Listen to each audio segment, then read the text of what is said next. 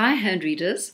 Today's topic is water, water hand shape, water archetype, and how the water archetype breaks down into 5 different components. I'm Jennifer. I'm a chirology and palmistry practitioner, teacher, and author based in Johannesburg. And my purpose here is to support you in your study of hand reading. Please let me know in the comments below if there's anything at all you'd like me to share about. I'm here to support you. Here's an example of a water-shaped hand. As you can see, it has an oblong palm with long fingers. You'll never ever find fingers that are actually longer than the length of the palm. That would be very odd and strange and extremely unlikely. But you can generally sense the water-shaped hand that has that elegance, that slender, long, artistic look to it. In the 5-element chirology system of reading hands, we are able to subclassify each fundamental into various sub-levels. So we're talking fundamentally about the shape, the water shape, but then we look at what is happening with that archetypal person, that water person, on an earth level, on a water level, on a fire level, and so on. The earth level of the water hand-shaped type represents their health and their financial management, as well as their relationship to their families and their home and their country actually as well. So water people being the most sensitive, most of you know that water relates to sensitivity. Water people are the most susceptible to allergy on a health level. They are perhaps skin-related stuff, rashes and so on. They are happiest eating fruit and veg, light food, that would be their go-to, the most orientation. The way that they eat, when we're talking earth level, we're linking also not only to the health but also to the kind of food, because food in the system is governed also by earth. So we're in the earth level of the water hand-shaped type. It sounds a little complicated. If there's anything you don't understand, you're welcome to contact me. But let's say here that the way they like to eat is perhaps with friends. Water loves to connect. It's one of the principles of water in nature. So a drop of water will seek the greater ocean of water. That is its natural orientation. So map that principle over onto the water type person, and we see immediately that they are good networkers. They love their friends. Their friends are very important. Generally, they don't isolate. When it comes to the material, with the money side of things, is very much around exquisiteness, beauty, elegance, flair, anything that up-levels, that sort of refines their environment. So water people might be relatively materialistic, not invariably, but, and of course this is just a very, very introductory presentation. There's so much more to explore and discover in terms of each of these archetypes. And if you study with me, I can teach you far more about it. But this just to give you an idea that generally water people seek to elevate, they seek to improve. That was the earth level of the water archetype of person. And now we come to the water level of the water archetype. And that speaks to us about their emotional lives, their sensitivity on an emotional level, how they relate in terms of their sexuality and their emotional balance generally. So water, as we know in nature, without anything to contain it, without an earthy infrastructure around it, it isn't contained. So map that principle over onto the water archetype person, and we see that they need the support of their friends, their family, that helps them to feel contained and stable emotionally. The sentiments are very genuine. There's a tenderness, a kindness, an empathy. Again, it's all about sensitivity and intuitiveness as well, very much goes with a water archetype person. On the negative, they might be quite moody, insecure, clingy, and so on. Jealousy might come into the mix here. And before being open to intimacy in terms of their sexuality, there would definitely be a need for the backdrop, what I call the backdrop. In other words, a little bit of romance, seduction, flowers, wine, candles, etc. All the various things that go towards them feeling safe, feeling intimate, feeling loved.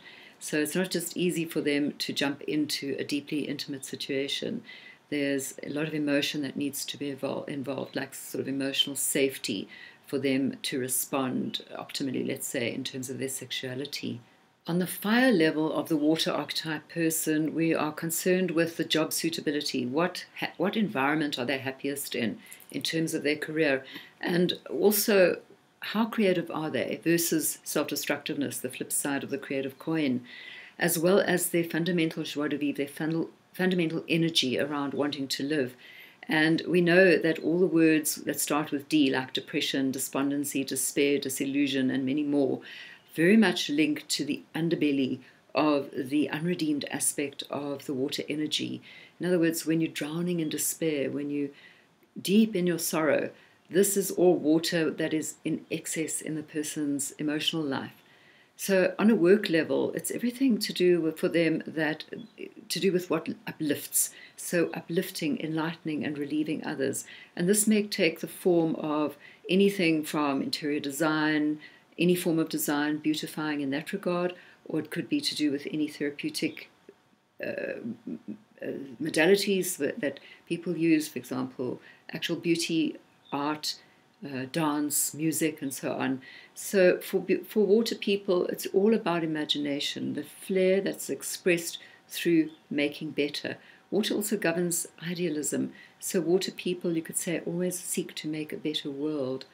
Also in the work environment, discord distresses water people. They really need harmony around them. So if they are working in a corporate environment, it's a team of willing helpers, the kind of people who, when you walk in the door in the morning as a water archetype person, your friend, or rather your colleagues say to you, "Can I make you a cup of tea? How are you feeling today?"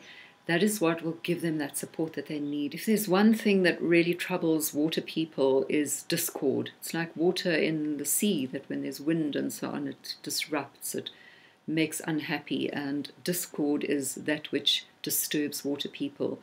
And they will seek to bring some kind of peace, and therefore charitable work, perhaps fundraising might be an example of that, where there's something, again, that enlightens, uplifts, and relieves others.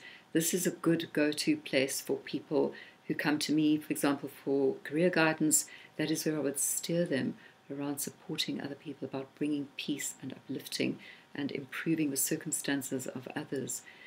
Now we come over to the air level of the water archetype. How do these people think? What's their natural way of interfacing with the world? And not only how do they think, but how do they communicate? And water people's way of communicating where they're happiest is subjective. It's all about feeling-based stuff. So it's not so much analytical the way an air person might function. It's not so much practical that perhaps an earth and fire person might function. They're going to be less interested in, say, politics, for example, and more interested in the emotional state of people. They would ask the question, how are you feeling? What's happening with you in terms of your emotional wellness, well-being, your health, and so on. So in this case, unless they've got very firm hands as well as the water shape, they're very soft emotionally. They would make the best psychotherapists actually as well. So on the air level of the water archetype, they are feeling-based. They most enjoy intimacy, and there's a deep concern for the welfare of others. That is where their thinking goes. And then lastly, on the top tier, the chi level, the level of spirituality, how they devote, how they pray, the water type will be spiritual rather than religious. There will be an openness, let's say, a receptivity. We know that water is a yin element. It's to do with being open. You put your finger in water, it makes a way for you. So there's a flexibility, there's a capacity in the person to look into all spiritual orientation. They don't have any particularly bigoted ways of looking at things. They're less fixed, perhaps, than the earth person might be. They might be interested in the mystical, in the metaphysical, in the esoteric. They are definitely rather impressionable in terms of their psychic qualities. So there's a lot of intuition, a lot of sensitivity, and possibly even advanced psychic ability in the water person. And that terminology of psychic does fit under the chi level of in the chirology system. It's everything that's governed by the spiritual or the unseen. Please like, subscribe, share with your friends, and don't forget to comment below. I'm here to support you. Next week we'll be talking about the fire archetype and how that element plays its way out in our individual psyches. Bye for now. See you next week.